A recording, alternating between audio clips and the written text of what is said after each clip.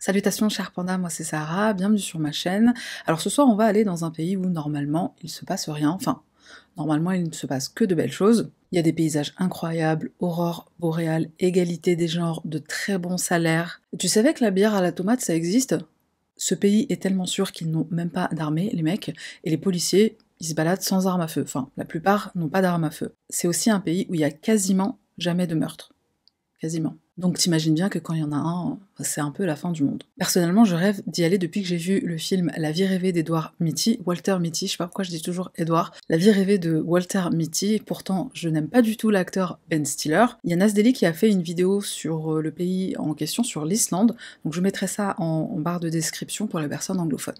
Trêve de blablaterie, on y va. L'affaire de ce soir se déroule en 2017 à Reykjavik, la capitale de l'Islande. Alors pour information, l'Islande c'est un pays qui compte seulement 368 000 habitants, en gros c'est la ville de Nice, et il y a plus de 60% des habitants du pays qui vivent dans la capitale ou dans sa banlieue. Leur campagne, c'est la vraie campagne où il y a littéralement personne. L'Islande c'est un pays où il fait jour pendant très peu de temps à certaines périodes, le minimum c'est à peu près 4 heures, et à l'inverse, sur d'autres périodes, les nuits elles sont très longues.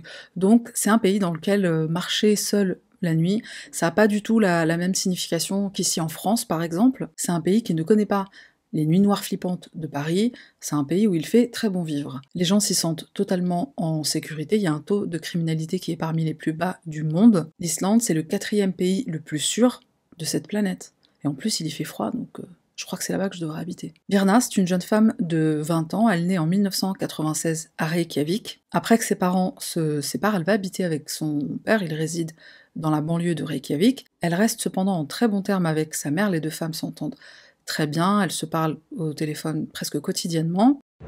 Where are you going, honey? You going to Utah?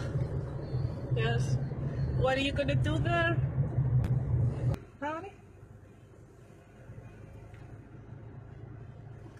Birna, elle travaille comme vendeuse dans un magasin qui s'appelle Hagkaup, si je prononce bien, et je prononce sûrement très mal. C'est un genre de carrefour où ils vendent de la nourriture, des vêtements, etc. Birna, c'est quelqu'un de très sociable, donc ce métier lui va très bien.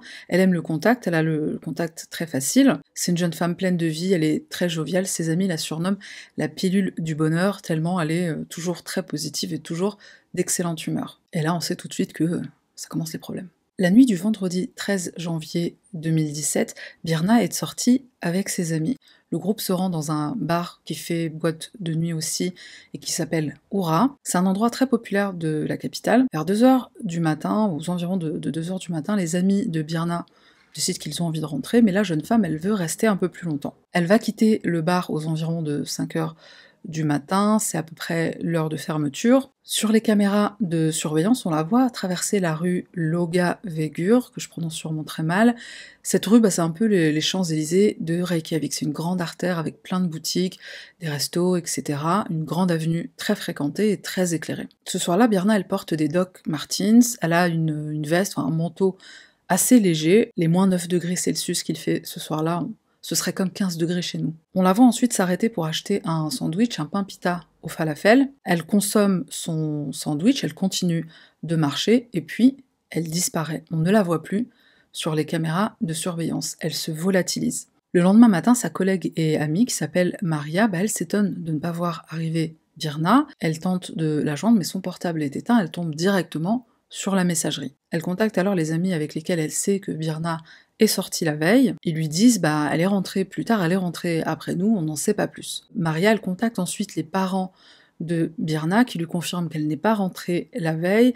Il confirme aussi qu'elle ne les a pas prévenus, ce qui n'est pas du tout dans ses habitudes. Les parents vont alors commencer à la rechercher dans la ville. La mère de Birna, qui s'appelle Sila, elle va poster un message sur Facebook espérant qu'un ou une de ses amis est avec elle ou que quelqu'un sait peut-être quelque chose. Le message Facebook sera partagé des milliers de fois dans les jours qui vont suivre, mais sans succès malheureusement. Et en parallèle de ces recherches qu'ils vont faire eux-mêmes, les parents de Birna décident de contacter la police pour signaler cette disparition inquiétante. Au départ, la police commence les recherches, mais ils vont y aller doucement. Les gens, ça disparaît pas en Islande. Ils sont persuadés que Birna, elle est sortie, elle a un peu bu, elle s'est juste endormie chez des amis. En général, quand un jeune disparaît, c'est souvent le cas. Il ou elle a fait soit une petite fugue, soit s'est endormi chez des amis après une soirée bien arrosée. Les affaires de disparition sont très rares et dans la très grande majorité des cas, elles sont très vite résolues. Sila, la mère de la jeune femme, elle est frustrée du fait que la police ne lance pas des recherches intensives, donc elle va s'en charger elle-même avec l'aide de ses amis et de toute âme charitable qui veut bien se joindre à eux. Ce qu'on se dit, c'est que Birna, elle a sûrement fait de l'autostop pour être raccompagnée chez elle, sachant que, comme on l'a vu sur les images, elle marchait, mais elle n'avait sûrement pas l'intention de faire tout le trajet à pied. Pour rentrer chez son père, ça lui aurait pris 2 heures, donc c'est sûr qu'elle a probablement eu l'intention de faire du stop. Et puis on voit clairement qu'elle a trop bu, elle peine à marcher, elle va même bousculer un jeune homme, sans faire exprès bien sûr. Et comme je le disais en début de vidéo, l'Islande c'est un pays très sûr, les rues sont sûres, les hommes et les femmes font souvent de l'autostop, c'est quelque chose de complètement normal, ils ont même un groupe Facebook qui est dédié. Là-bas les gens, ils sont gentils. C'est difficile à concevoir pour nous Français, surtout à Paris, où il y a beaucoup de chiens de la casse, qui vont te traiter de PUTE quand tu lâches pas ton numéro de téléphone. Mais là-bas, c'est comme ça que le pays fonctionne. Et d'ailleurs, l'année précédente, Birna avait fait la rencontre d'un jeune homme qui était originaire de Salt Lake City aux États-Unis. Le jeune homme était venu passer quelques jours de vacances en Islande, ils se sont mis en couple, et lui-même, il avait du mal à comprendre cette notion-là de une femme qui sort le soir toute seule. Une fois, il l'a même grondée, entre guillemets, elle lui a expliqué « Écoute, nous, on n'est pas comme vous, des tarés qui se baladent avec des armes à feu. » Bon, elle a pas dit ça, mais elle lui a gentiment fait comprendre que c'est quelque chose de normal dans son pays. Les médias, bien sûr, vont se saisir très vite de cette affaire de disparition, et ils vont proposer une interview à Sila, la mère de Birna. Et puisqu'elle insiste sur le fait que non, sa fille, elle n'est ni avec des amis, ni elle veut juste pas donner de nouvelles, elle a vraiment disparu, la police va alors commencer ce qui sera la recherche d'une personne disparue la plus importante de l'histoire du pays. Et c'est toute l'Islande qui va très vite se mobiliser pour retrouver Birna. 800 volontaires se mettent à sa recherche 36 heures après sa disparition. On fait du porte-à-porte, on interroge les passants, on déploie des drones, des plongeurs vont plonger dans l'eau glaciale d'hiver, on fait tout pour la retrouver. Les Islandais s'inquiètent du sort de Birna comme s'il s'agissait d'un membre de leur famille. La personne en charge de cette enquête, c'est le détective Grimmo Grimson. Il a pas un nom de super-héros, le mec, Grimmo Grimson. Je trouvais que c'était trop stylé. GG, Great Game. La police va localiser le téléphone de Birna près d'un port qui se trouve pas très loin de la ville. Donc on va concentrer les recherches là-bas et il y a 2 hommes, 2 volontaires qui vont retrouver une chaussure, une Doc Martens. Il s'agit de la paire de chaussures que Birna portait le soir de sa disparition. En parallèle des recherches sur le terrain, la police va consulter les images de vidéosurveillance. Il y a pas mal de caméras en Islande, dans les rues d'Islande, et encore une fois, personnellement, je trouve que c'est quelque chose de bien. Sur les images, on constate qu'un véhicule rouge rôdait sur la rue Lofgavegur, bon c'est la rue Champs-Élysées là. Donc cette voiture se trouve sur cette rue au même moment et au même endroit où Birna elle est en train de tituber et de marcher pour rentrer chez elle. Au cours de l'enquête, on découvre que cette voiture c'est une Kia Rio, elle provient d'une agence de location. Alors où est cette tuture? Qui a loué cette tuture? Elle a été louée par un membre d'équipage d'un bateau qui s'appelle le Polar Nanok. C'est un bateau groenlandais qui est amarré à Reykjavik depuis 2 jours, il me semble. Ce membre d'équipage en question, il s'appelle Thomas Müller-Olsen, c'est un jeune homme de 25 ans. Le soir du 13 janvier, alors que son bateau était amarré sur les côtes islandaises, il était un peu comme en escale, il a voulu sortir avec un ami qui est aussi un membre d'équipage à bord du même bateau, et cet ami en question, il s'appelle Nicolaj. Nicolaj. Nicolaj, yeah, I said it. Nicolaj. Nicolaj. Not even close. Nicolaj. Nicolaj. Almost. Nicolaj. Nicolaj. I feel like I'm saying it. You know what? It doesn't matter. La police souhaite faire arrêter les 2 hommes pour les interroger, bien sûr, mais là on a un problème diplomatique de taille. On fait comment? Puisque le polar Nanook est reparti. La seule solution, c'est de faire prendre l'hélicoptère à 4 policiers islandais pour les amener jusqu'à un bateau qui s'appelle le Triton, un bateau danois. De là, avec ce bateau, ils se dirigeraient vers le Groenland pour intercepter le polar Nanook et procéder à l'arrestation de Thomas et Nicolas. Mais c'est pas du tout ce qu'il va se passer. Un journaliste islandais va Sherlock Holmeser sur cette affaire et il va réussir à trouver un groupe Facebook privé. C'est le groupe des membres d'équipage du polar Nanook. Donc le journaliste en question, il va envoyer un message privé à Thomas. Il va lui écrire en anglais, puisque le journaliste est islandais, Thomas est groenlandais, ils ne parlent pas la même langue. Il va lui poser des questions sur la voiture de location et surtout sur la disparition de cette jeune femme qui s'est passée au même moment où il l'a croisée, avec sa voiture. Thomas, il est pris de peur, il va montrer le message à son capitaine, il est en panique de perdre son travail. Il fait presque une crise de panique, à tel point que le capitaine, il demande à ce qu'on lui donne un sédatif.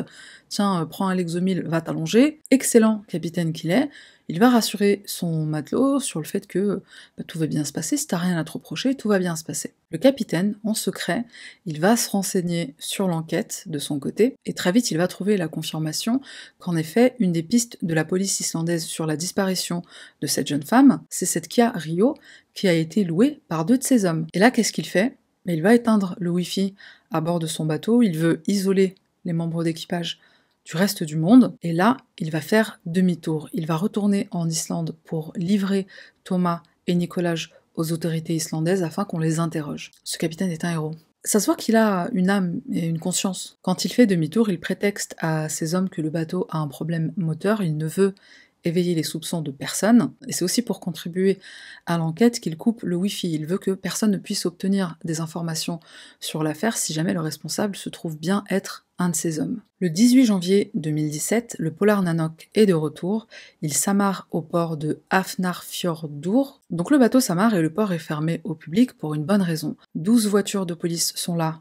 pour intercepter le polar Nanook, on arrête Thomas et Nicolas.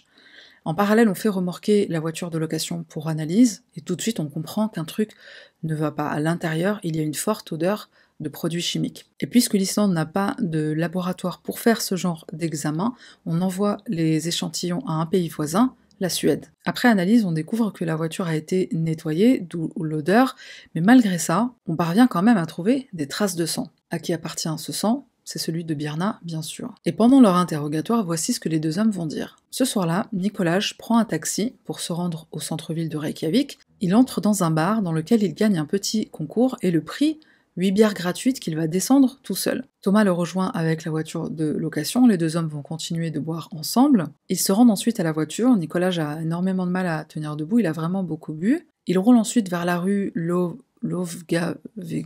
les Champs-Élysées, ils roulent vers les Champs-Élysées. Ils vont dans un autre bar, puis ils retournent à la voiture, ils se mettent à rouler, et c'est là qu'ils vont croiser le chemin de Birna. Et d'ailleurs, on va le voir sur les images de vidéosurveillance. On va voir Birna qui va s'arrêter près de leur Kia, la fameuse Kia rouge qu'ils ont louée ce soir-là. Près de Birna, il y aurait une autre femme, on ne sait pas qui c'est, et toutes les 2, elles seraient montées dans le véhicule. Nicolas s'endort tellement il a bu, et de là, il ne se rappelle pas de la suite des événements. Donc Thomas va prendre le relais et il raconte qu'après avoir fait monter les 2 jeunes femmes à bord, il dépose son ami Nicolas pour qu'il aille dormir, et avec les 2 femmes, ils vont se mettre sur la banquette arrière, et ils vont batifoler. Au bout d'1 heure, il les dépose pas très loin de là, ce qu'elles ont fait après, il n'en sait rien. Sauf que cette version, elle ne correspond pas aux trouvailles de la police. On découvre que Thomas a éteint son portable pendant 4 heures après avoir déposé Nicolas au polar Nanook. Donc là, c'est le premier élément sur lequel il ne dit pas la vérité. Ensuite, on lui demande ce qu'il a fait quand il a quitté le port, parce qu'on a vu sur les images qu'il avait quitté le port et qu'il était revenu vers 11h du matin. Il répond qu'il a dormi dans la voiture. Sauf que, encore une fois, on a des images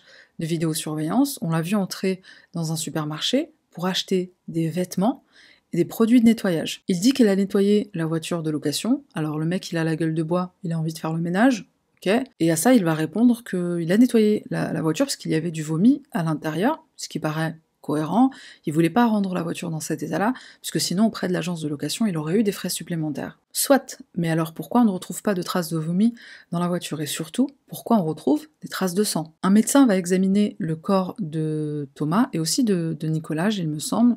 Sur le corps de Thomas, on va trouver des traces de griffures sur sa poitrine. Bon, ça laisse rien de présager de bon pour sa gueule. Hein. Pendant ce temps-là, au Polar Nanook, le capitaine du bateau fait fouiller les cabines des 2 jeunes hommes. Devine ce qu'on trouve.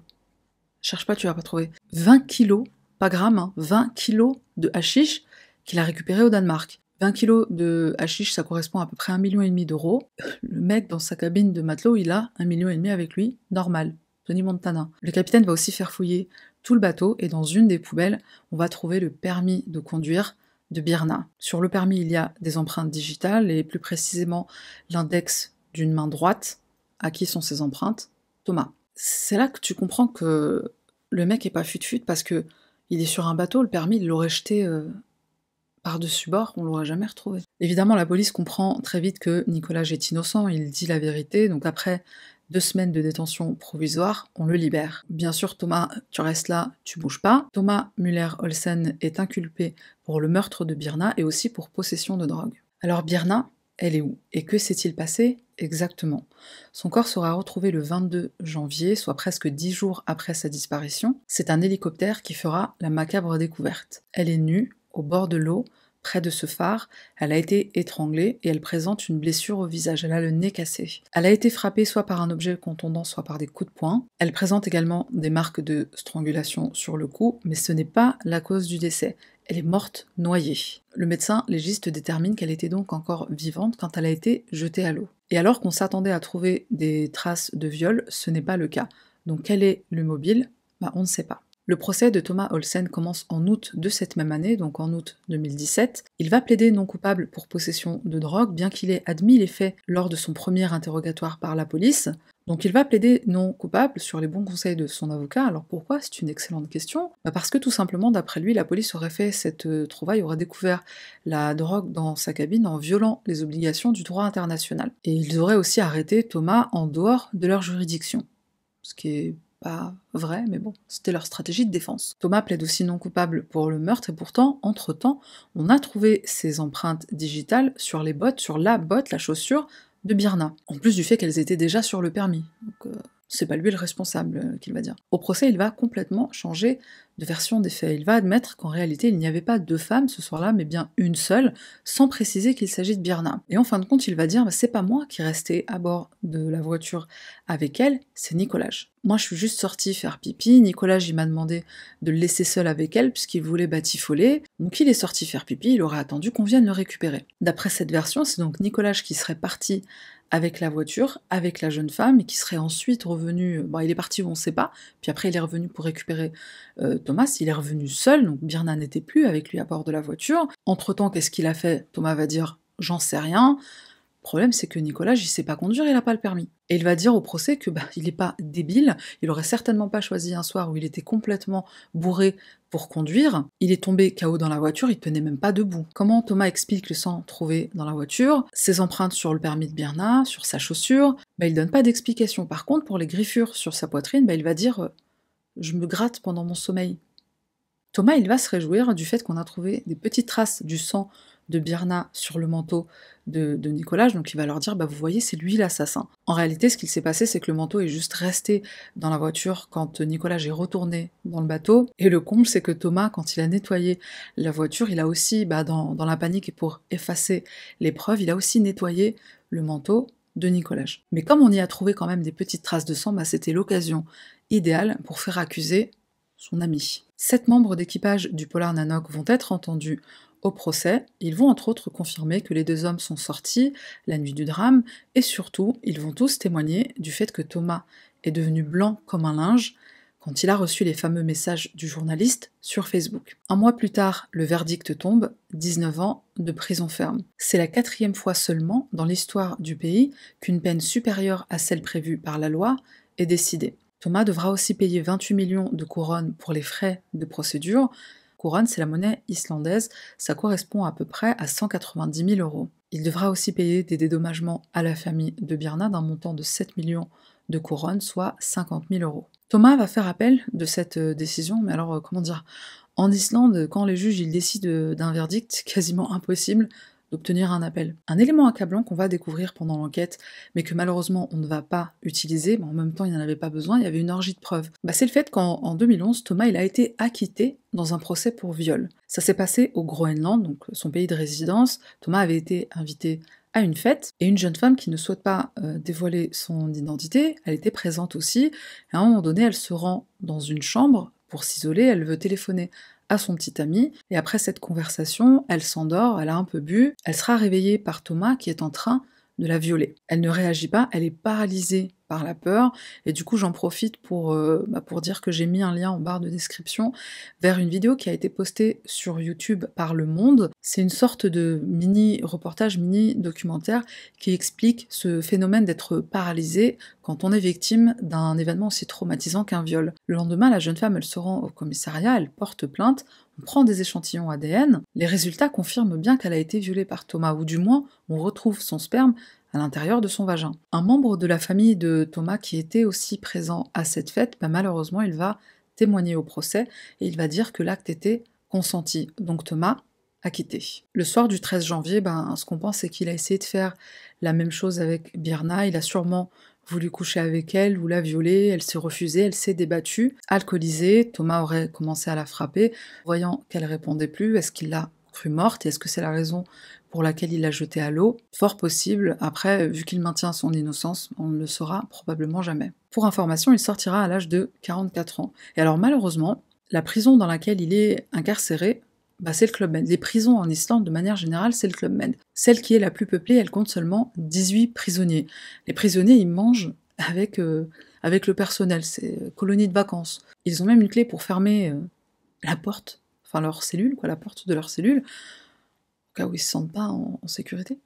Ils ont des ordinateurs aussi. Alors en 2019, j'ai trouvé cette information dans plusieurs articles, mais en 2019, Thomas il a demandé à être transféré au Danemark. Ça a été le cas en octobre, ça a été fait en octobre, il a pris l'avion, bien sûr avec menottes aux mains, aux pieds, escorte policière. Je ne sais pas si ce transfert est temporaire ou permanent. Ce que je sais, c'est qu'à l'époque où il a été fait, c'était de façon temporaire, le temps que les autorités danoises procèdent à la traduction de tous les documents islandais et pour donc traiter le dossier. Si je trouve l'information, je mettrai ça en barre de description. Aux funérailles de Birna, le 3 février 2017, environ 2000 personnes sont présentes, dont le président du pays. La famille et les proches de Birna demandent à ce qu'il n'y ait pas de journalistes, de caméras ou de photos qui soient prises. Ce drame a dévasté tout le pays. Ils ont tous l'impression d'avoir perdu un proche, un membre de leur famille.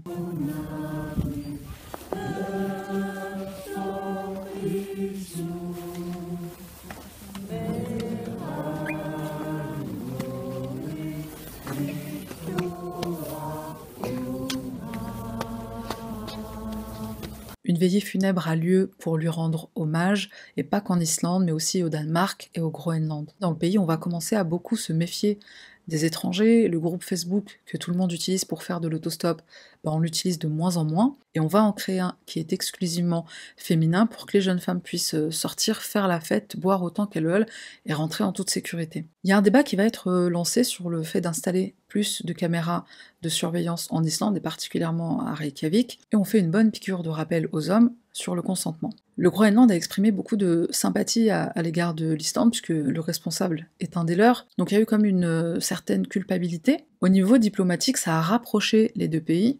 Par contre, sur le terrain, c'était un peu différent. Il y a une femme qui témoigne sur son blog, c'est une femme d'origine groenlandaise qui réside en Islande. Elle a été victime de beaucoup d'insultes, de beaucoup de maltraitance de la part de personnes qui savaient qu'elle était d'origine groenlandaise. Pourtant, la pauvre, elle a rien fait, elle a rien à voir avec tout ça. Et le père de Birna, quand il a eu vent de ce qu'il se passait pour les Groenlandais qui résident en Islande, il s'est exprimé, et il a tout simplement dit on ne peut pas blâmer tout un peuple pour les erreurs, pour les crimes d'une seule personne. Les Groenlandais sont nos amis. Pendant que cette affaire elle était en cours, pendant l'enquête, il y a une émission de télévision qui devait passer sur une chaîne islandaise.